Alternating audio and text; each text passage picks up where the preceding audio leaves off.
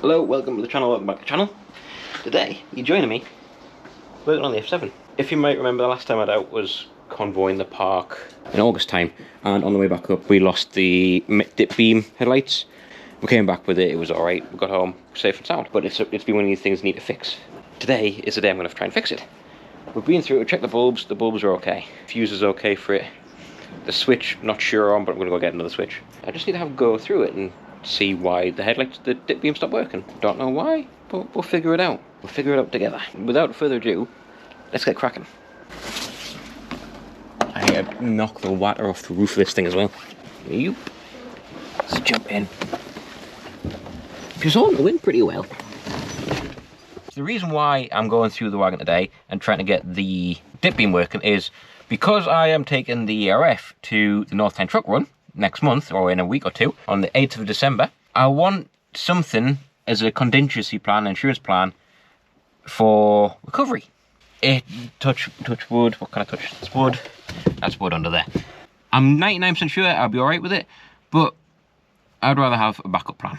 Obviously the F7, we've got two wagons, which means if we ended up needing a drag back, we can drag it back. At the minute, with it being dark at 4 o'clock, the dip beam not working, I need to get that fixed. I'm also going to put an airline fitting on the back of the wagon, so if it drops there, you can plug the airline in, and then the front end fitting that's on my wagon, so to keep the wind built up, so we can keep it rolling.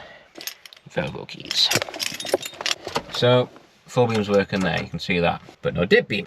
Is it in here? Is it over there? I guess this is another switch out the shed. So, first job, it's got a switch put swapped over. So, let's get this plug off. Wait, man, dislocate, man. There we go. Hey, those connections look alright, so nope.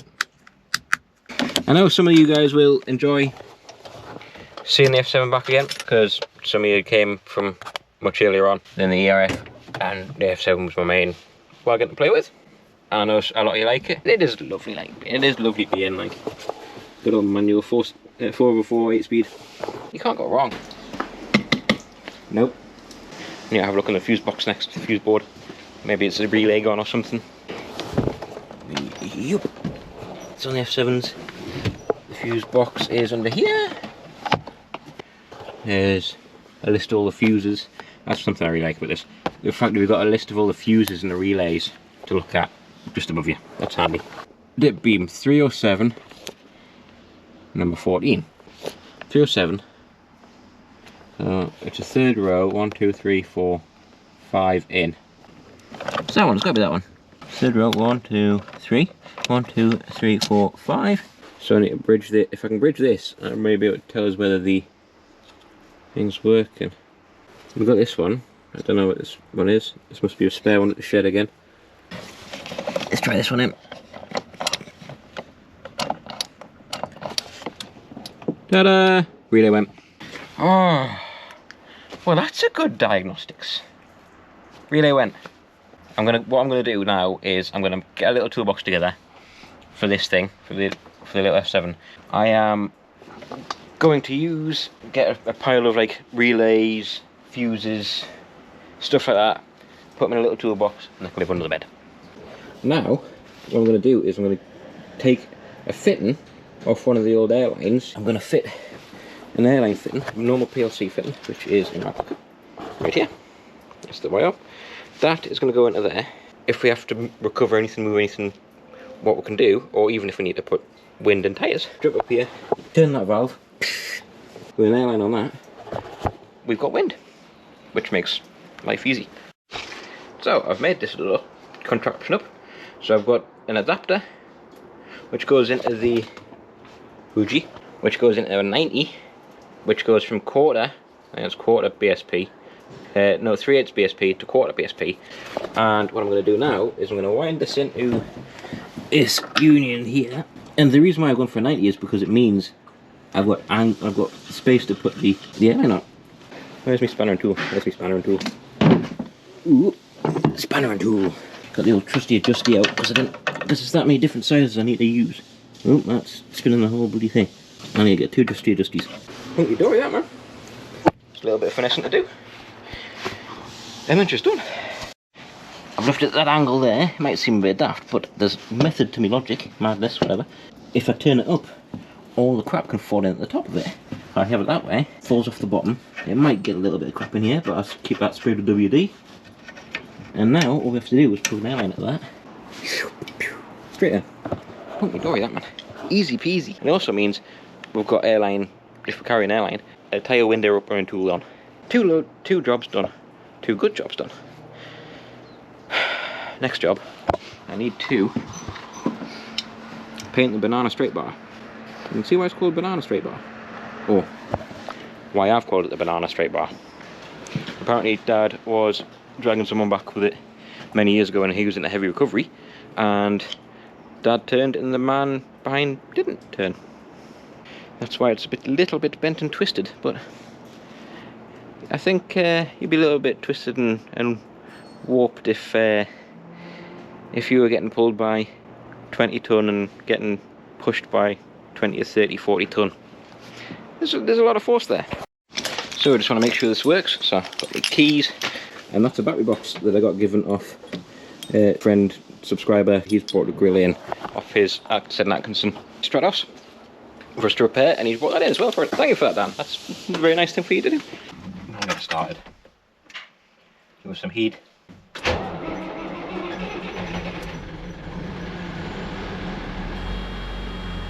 Headlights are working. Oh hey! Quick test that. So it's on, plugged in. And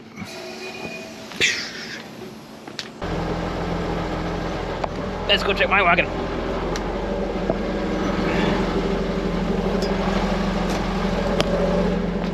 Melly.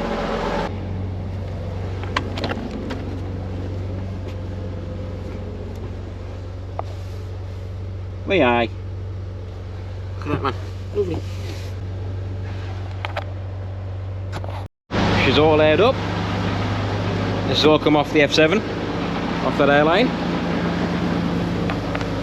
Happy with that. So I started cleaning this inside out. Got all my boxes and stuff out. What I'm trying to do is fix the night heater, because the night heater's never worked in it, and I noticed there was an inline fuse that's been popped.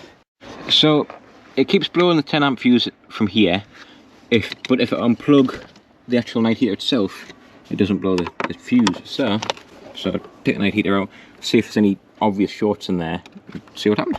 This is clever, I like this. So it clips into place and uses rubber seals to fix it in. I like that, that's cool. So if I take this off, it could be that the fan motor's packed up. That was pretty tight actually. So it could be that was tired. So what I might do is pull this out of the casing off and just have a look inside if I can. That comes off. Like that. This top comes off. I don't know what any of this does, but I might plug it back in, all apart, and see. So as soon as, that's a blown one, that's a blown one. I'm going to run out of 10 amp fuses in a second, but actually I'll probably not show you because you won't see it. But as soon as you turn the power on, it shorts out, pops that fuse. Why is it blowing instantly? That's weird, that. It's like it must be a short somewhere in this gubbins maybe? I can't see anything obvious, to be honest, but I don't think I am going to see anything obvious. I think I need a new night heater. We're leaving the night heater for the minute. I've diagnosed it as the fuse board as an internal short. Might be able to get it fixed, but I've got a friend, Josh, hello if you're watching, he might have a couple spare old broken night heaters from the ones he's broken. I'm going to try and get a board out off him for it. Hopefully that'll fix it. So what I'm doing now, I'm going to try and get this fitted here, because this fitting is knackered for the exhaust brake. As soon as I put it in, it just blows it off. So hopefully if I take this off, I might be able to fix a new fitting on that. There's something broken, something missing from in there, so see if I can sort out a new fitting onto that. Whether it's a push fitting like this, or just a barb which I can put on and clamp up. upgraded the parts. Oh, there's a ball bearing in that. Huh, I might just take that ball bearing out because I don't think it needs to be in. I found this, looks like it's an old Volvo one actually. So it's going to go into that, fit into that thread there, put the airline on, actually do it. Sounds like, yes it is. There's Dad and the F7.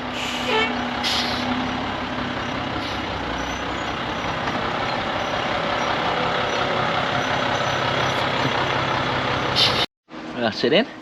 It's not the best thing in the world, but if it works and it saves us having to buy a union, just point your dog. So the rev counter's half working. I'm trying to get this working again because it works and it doesn't work, and it works and it doesn't work. As you can see, it's starting to bounce. Oh no, there it goes. So I've had a look at the rev counter. To me, things are working that are working, and it doesn't work, and things bounce, and I don't know. I'm not a spark. I don't really understand it. I don't have references, so I can't check what it's supposed to be and stuff like that. I was kind of hoping I'd check one side and it would work and the other side was dead or something like that. But no. Because I've been working on that alternator, that's, to me, that's pointing at that's the problem. Because it now intermittently works, whereas before it wouldn't work at all. So I need to get someone who knows what they're doing to have a look at that alternator. Hopefully, if they look at that alternator, then they might say, oh, it needs a new little magic box or it wants a rewind or whatever. Well, I'm back down again because it got dark and I couldn't finish anything yesterday. And as you might tell, it's bloody cold. It's frosty. Oh, God. She does need a beefy flap though. She does need a beefy flap. First job's first. The most important part, and the most important part of the day, important job, get the kettle on. Yeah. Let's crack on. I'm gonna get it cold, give it a nice little cold start because it is below freezing. So let's get it cranked up and get the CB in, I think. CB in, and then a couple of jobs to do today, and then I'm going to take it out for a while.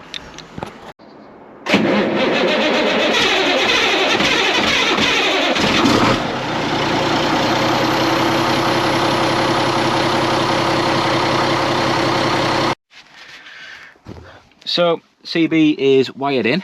I've just got to fix it onto here.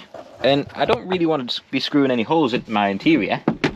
So what I'm going to try and do, it's a risk, I don't know whether it's going to work or not, but what I'm going to do is I'm going to try double-sided taping it on. It should work, in theory.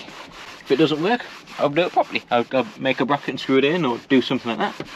But if it doesn't work, all I've got to do is push it back up there for a minute and then fix the thing when I get back. Easy peasy. Because I've double-sided tape's kind of sticky now. She's in. It's got a canny hold. I'm just going to see how it fares. If it doesn't work, I'm going to make a bracket up and do something better with it. Like that. That's harried, isn't it? Honky dory that, man. Let's see how it goes. If I decide I don't like it there, I can move it about and modify it. And I don't have to worry because I've drilled no screw holes. And that's it all done. CB is in, mounted up. I've got my cables. They're not the tidiest at the minute, but they're tidy enough. So call it a day for this little video. And don't forget to like and subscribe for more content like this with the ERF. Now, I think I'm going to go take it out. I'm going to go pick up some bits that I said I would pick up. And yeah, might as well use the wagon to do it. And we'll see you all soon. And I hope you enjoyed the video. Or you hope you enjoyed the video. And we'll catch you all in a bit. Have fun. Ta-ra for now.